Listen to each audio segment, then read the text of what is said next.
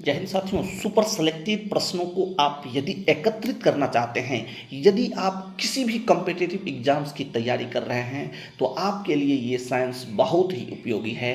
तो चलिए हम लोग सुपर सेलेक्टेड प्रश्नों की सीरीज के दूसरे प्रैक्टिस सेट को प्रारंभ कर रहे हैं। हम लोग कम समय में अच्छे अच्छे प्रश्नों को कलेक्ट करके देखने का प्रयास करेंगे।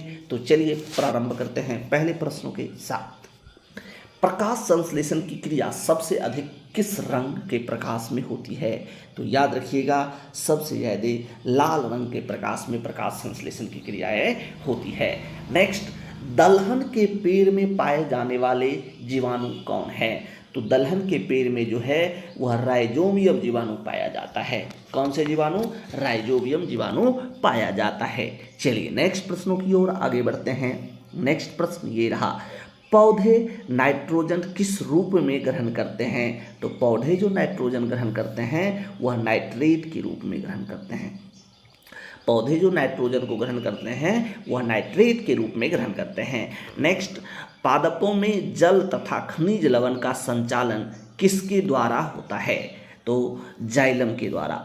थोड़ा इस बात को समझ लीजिए, पौधों में जड़ से जो नीचे से जो ऊपर की ओर जाएगा, यानी जड़ से पत्ती तक जो जाएगा वह जाइलम कहलाएगा। क्या कहलाएगा? जाइलम। और जो पत्ती से जड़ तक आएगा वह फ्लोएम कहलाएगा। ठीक है, जो जड़ से जाएगा वह जाइलम, जो पत्ती से जड़ तक फॉलो करते आएगा वह फ्लोएम कहलाएगा। आई होप आपको ये क्लियर हो गया होगा। चलिए नेक्स्ट प्रश्नों की ओर। पौधों में खाद्य पदार्थ किसके माध्यम से पहुंचता है? तो फ्लोएम के माध्यम से। पौधों में जो खाद्य पदार्थ जो पहुंचता है वह फ्लोएम के माध्यम से पहुंचता है। ठीक है, चलिए आत्महत्या की थैली कौन कहलाता है? तो लाइसोसोम को आत्महत्या की थैली कहते हैं। ठीक है, नेक्स्ट है, लाइसोसोम की खोज किसके द्वारा किया गया? तो लाइसोसोम की खोज डी डुबे के द्वारा किया गया था। डी डुबे, लाइसोसोम की खोज को डी डुबे जी किए हैं। ठीक है, चलिए नेक्स्ट, प्रोटीन की फैक्ट्री किसे कहा जाता है? तो प्रोटीन की फैक्ट्री, राइबोसोम को प्रोटीन की फैक्ट्री कहा जाता है। राइबोसोम को प्रोटीन की फैक्ट्री कहा जाता है। और पावर हाउस ऑफ सेल किसे कहा जाता है? तो माइटोकॉन्ड्रिया को कहा जाता है। लाइसोसोम को आत्महत्या की थैली, राइबोसोम को प्रोटीन की फैक्ट्री और माइटोकॉन्ड्रिया को पावर हाउस ऑफ सेल कहा जाता है। प्रोटीन का संश्लेषण किसके द्वारा होता है? तो राइबोसोम के द्वारा होता है। प्रोटीन का संश्लेषण राइबोसोम के द्वारा होता है। डीएनए संश्लेषण का प्रतिपादन किसने किया? डीएनए संश्लेषण का प्रतिपादन जो है वह कार्नबर्ग के द्वारा किया गया। कार्नबर्ग के द्वारा। ठीक है, चलिए नेक्स्ट कहता है, प्रयोगशाला में सर्वप्रथम जीन का संश्लेषण किसने किया है? प्रयोगशाला में जीन का संश्लेषण जो है सर्वप्रथम हरगोविंद खुराना जी के द्वारा किया गया था। ठीक है, नेक्स्ट है, बच्चों का लिंग निर्धारण किसके गुणसूत्र से होता है? तो पिता के गुणसूत्र के द्वारा होता है। बच्चों का लिंग का निर्धारण जो है वह पिता के गुणसूत्र के द्वारा होता है। ठीक है, नेक्स्ट, मधुमेह रोग किसकी कमी के कारण होता है? तो इंसुलिन की कमी के कारण मधुमेह रोग होता है। इंसुलिन की कमी के कारण मधुमेह रोग होता है। नेक्स्ट प्रश्न, इंसुलिन शरीर में कहाँ बनता है? इंसुलिन शरीर में कहाँ बनता है? तो अग्नाशय में बनता है। इंसुलिन शरीर में कहाँ बनता है? अग्नाशय में बनता है। ठीक है, चलिए, भोजन का पूर्ण रूप से पाचन कहाँ होता है? छोटी आंत में होता है। मलमूत्र कहाँ से पूर्ण रूप से निकल जाता है? बड़ी आंत के आगे से निकल जाता है। ठीक है, चलिए नेक्स्ट 15 नंबर प्रश्न की ओर हम लोग आगे बढ़ रहे हैं। दूध में कौन सा विटामिन नहीं पाया जाता है? तो देखिए, दूध में कौन से विटामिन नहीं पाया जाता है? तो विटामिन सी नहीं पाया जाता है।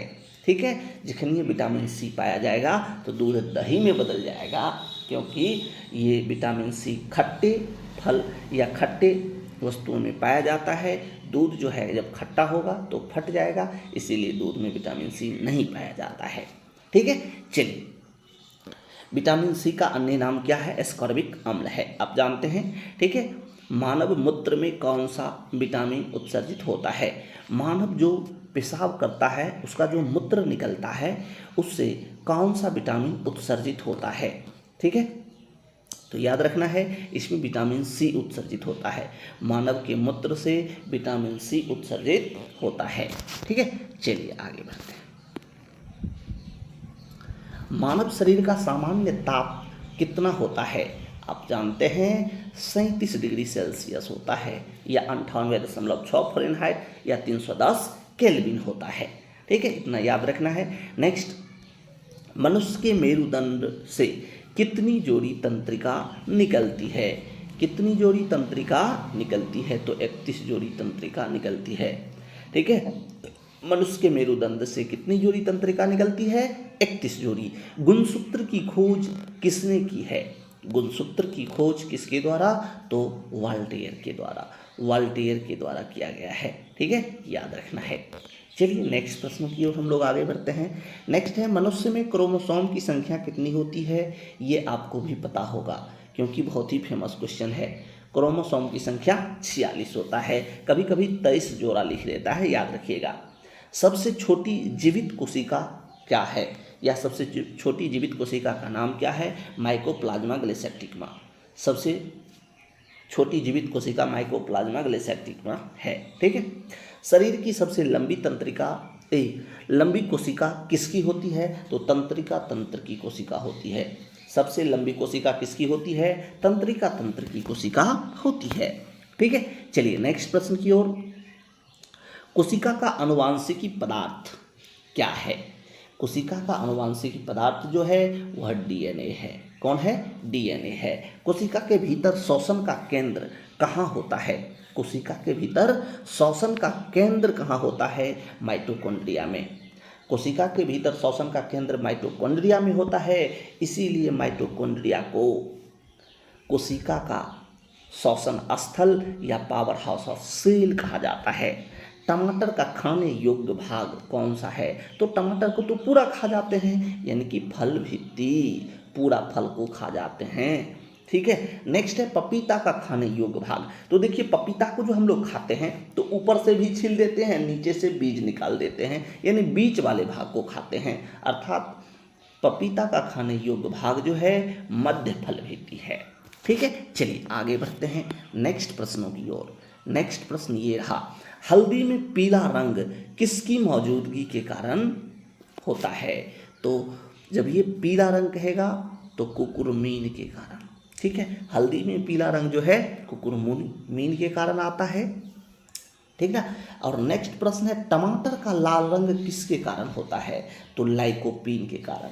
टमाटर का लाइकोपीन, और हल्दी का देखेंगे कहेगा तो कुकुरमीन। ठीक है, नेक्स्ट है, दूध में पाया जाने वाला शर्करा कौन है? तो लैक्टोज है। दूध में पाया जाने वाला शर्करा कौन है? लैक्टोज है। ठीक है, चलिए नेक्स्ट प्रश्नों की ओर आगे बढ़ते हैं हम लोग। नेक्स्ट है, जल का घनत्व अधिकतम कितने डिग्री ताप पर होता है? तो 4 डिग्री सेल्सियस ताप पर जल का घनत्व अधिकतम होता है। नेक्स्ट, वेदन क्षमता सर्वाधिक किस किरण का होता है? तो गामा किरण की वेदन क्षमता सबसे अधिक होती है। गामा किरण की वेदन क्षमता सबसे अधिक होती है, जबकि अल्फा किरण की आयनन क्षमता सबसे अधिक होती है। आयनन क्षमता सबसे अधिक अल्फा किरण का और वेदन क्षमता सबसे अधिक गामा किरण का। चलिए नेक्स्ट प्रश्न, सबसे कम तरंगदैर्घ्य किस रंग का होता है? तो सबसे कम तरंगदैर्घ्य बैंगनी रंग का और सबसे अधिक तरंगदैर्घ्य लाल रंग का। सबसे अधिक तरंगदैर्घ्य लाल रंग का, सबसे कम तरंगदैर्घ्य बैंगनी रंग का। ठीक है, चलिए नेक्स्ट प्रश्नों की ओर आगे बढ़ते हैं। प्रकाश की चाल अधिकतम होती है। प्रकाश की चाल अधिकतम किस में होती है? तो निर्वात में होती है।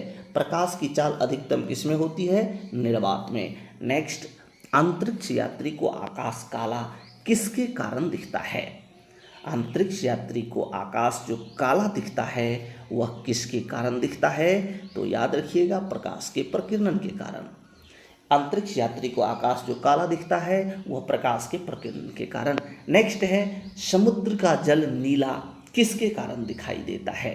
समुद्र का जल नीला जो है वह प्रकाश के प्रकीर्णन के कारण। ये दोनों प्रश्नों को अच्छी तरीके से आप ध्यान में रखेंगे, ठीक है। अंतरिक्ष यात्री को आकाश काला किस कारण से दिखता है, तो प्रकाश के प्रकीर्णन के कारण। समुद्र का जल नीला किसके कारण दिखाई देता है, प्रकाश के प्रकीर्णन के कारण, ठीक है। चलिए नेक्स्ट प्रश्न की ओर आगे बढ़ते हैं हम लोग। तारे किसके कारण से टिमटिमाते हैं, ठीक है। तारे जो है प्रकाश के पूर्ण आंतरिक परावर्तन के कारण टिमटिमाते हैं या अपवर्तन के कारण। प्रकाश के पूर्ण आंतरिक परावर्तन रहेगा तो पूर्ण आंतरिक परावर्तन होगा या अपवर्तन, ठीक है। तारे जो टिमटिमाते हैं प्रकाश के पूर्ण आंतरिक परावर्तन या अपवर्तन के कारण।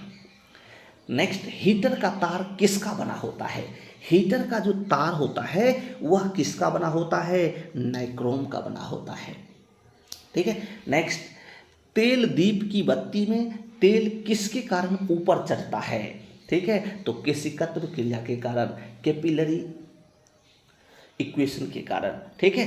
चलिए याद रखना है, तेल की दीप से जो बत्ती में तेल ऊपर चढ़ता है वह केशिकत्व क्रिया के कारण, ठीक है। चलिए नेक्स्ट है, ग्रीन हाउस प्रभाव गैस है तो कार्बन डाइऑक्साइड, ठीक है, याद रखना है कार्बन डाइऑक्साइड। नेक्स्ट है, परमाणु बम किस सिद्धांत पर कार्य करता है।